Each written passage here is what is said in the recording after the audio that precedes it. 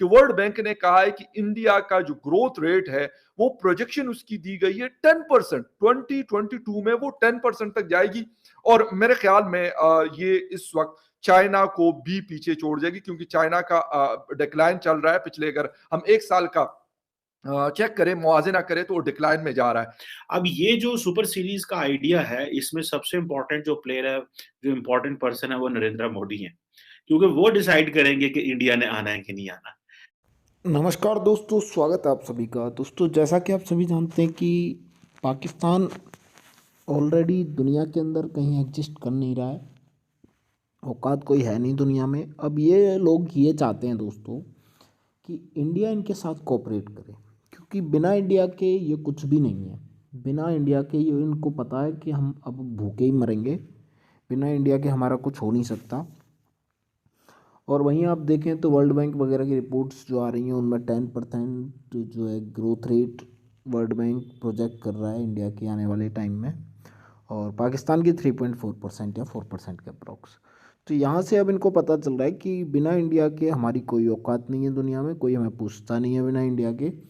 तो ये लोग चाहते हैं कि इंडिया के साथ क्रिकेट सबसे पहले बहाल की जाए, और उसी को लेके आप सभी जानते हैं कि इसका फैसला हमारी गवर्नमेंट को करना है, और हमारी गवर्नमेंट इसमें इंटरेस्टेड मुझे बिल्कुल नहीं दिख रही। तो ये अच्छा फैसला है। चलिए वीडियो अब देखते ये जो सुपर सीरीज का आइडिया है, इसमें सबसे इम्पोर्टेंट जो प्लेयर है, जो इम्पोर्टेंट पर्सन है, वो नरेंद्र मोदी हैं।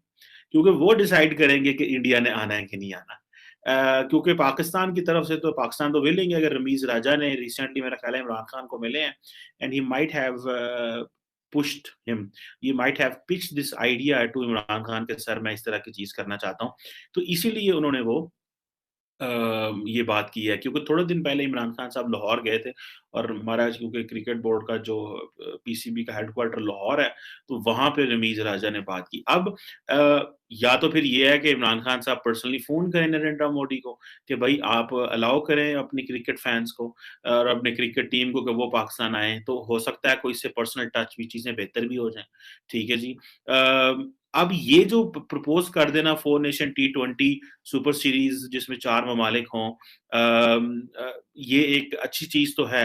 लेकिन याद रखें, हम जब पढ़ाते थे तो हम एक प्रोफ़ेसर साहब थे, I think John Mearsheimer, if I am not wrong. तो उनका एक पर्सपेक्टिव पढ़ते थे, soft power and hard power. ये है कि हमने क्रिकेट को भी जो है ना वो हाई पॉलिटिक्स में ले गए हैं। मतलब कि 2 ममालिक के ताल्लुकात किस तरह के हैं, वो ही डिटरमाइन करेंगे कि क्रिकेट होगी कि नहीं होगी।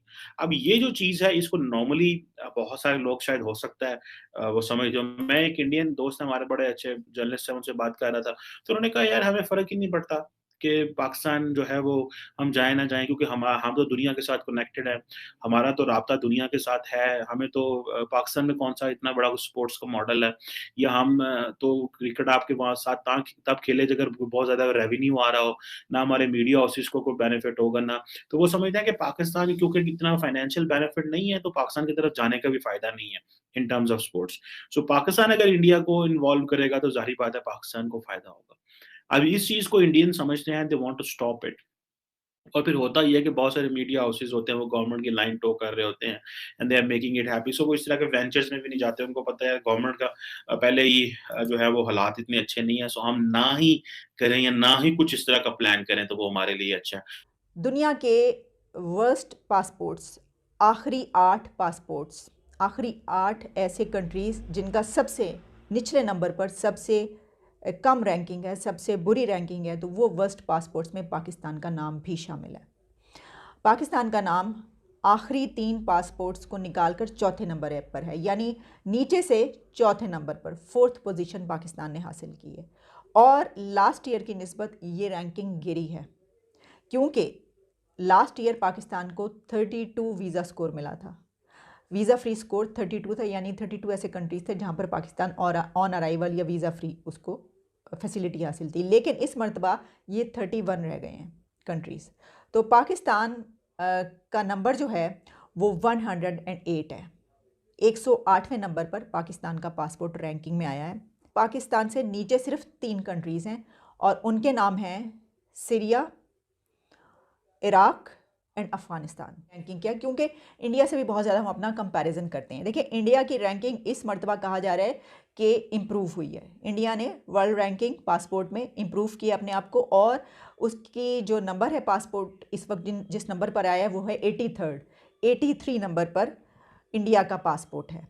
और इसमें उसके पास जो वीज़ा फ्री स्कोर है भारत के पास वो 60 है। 60 कंट्रीज़ में वो without visa on arrival visa facility उनको हासिल है और उनके सिटीजन्स जा सकते हैं।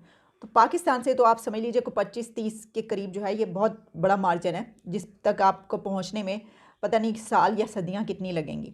दुनिया की जो 10 बेस्ट पासपोर्ट्स है, पहले तो मैंने आपको बता दिया जापान और सिंगापुर है। अच्छा, उसके बाद जो दूसरे नंबर पर है वो है जर्मनी और साउथ कोरिया, और इनका जो वीज़ा फ्री स्कोर है वो है 190। जो पहले नंबर पर है उनका 192 है, इनका 190 है। उन्होंने कहा कि पाकिस्तान का जो ग्रोथ रेट है ये रहेगा 3.4%। ठीक है, 3.4% रहना है इसने 2022 और 2023 में, यानी जो नेक्स्ट फाइनेंशियल ईयर स्टार्ट हुआ है इसमें, बल्कि अभी जो चल रहा है 2022 और 2023 में, इसके दौरान इसने शायद 0.06% इसमें ग्रोथ रहेगी और ये 4% तक जा सकता है। लेकिन दूसरे साइड पे जब हम देखते हैं हिंदुस्तान का ग्रोथ रेट इस वक्त भी 7-7.5 के आसपास चल रहा है कोविड के बावजूद।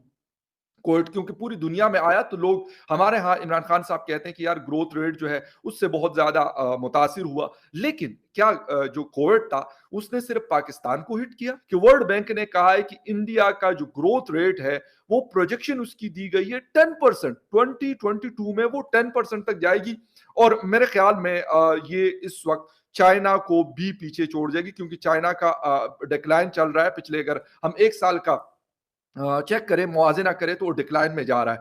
पाकिस्तान में क्या मसाइल हैं? बांग्लादेश के ग्रोथ रेट को भी यही कहा गया कि उसमें भी बेहतरी रहेगी। सिर्फ हम मुतासिर हुए हैं या बाकी दुनिया भी हुई है? अगर बाकी दुनिया हुई और हम भी हुए हैं तो हम 5.4 जो 2018 में हमारा ग्रोथ रेट था तो उसको चलो बहुत ज्यादा स्पीड अप नहीं था तो कम से कम 6, 6.5 या 7% पे तो एटलीस्ट हो जाता, लेकिन वो नहीं गया। हिंदुस्तान शायद 5.5 या 6 पे भी आया था कोविड के बीच में, लेकिन उन्होंने स्पीडी जो है वो मतलब इकदाम करके और दोबारा से स्पीड अप हुआ और वो ऊपर गया।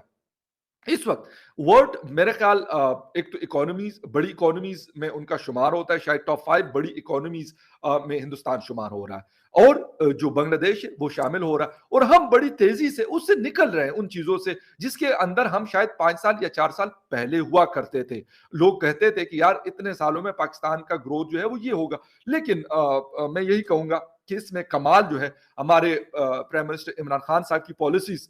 मैं सैल्यूट करता हूं उनकी पॉलिसीज को और मैं अप्रिशिएट भी करता हूं उनकी पॉलिसीज को कि यार ऐसी चीजें उन्होंने की कि पाकिस्तान मतलब आगे क्या जाता, रिवर्स गियर लगा के और बड़ी स्पीड से मतलब रिवर्स लगा के दौड़ रहा है।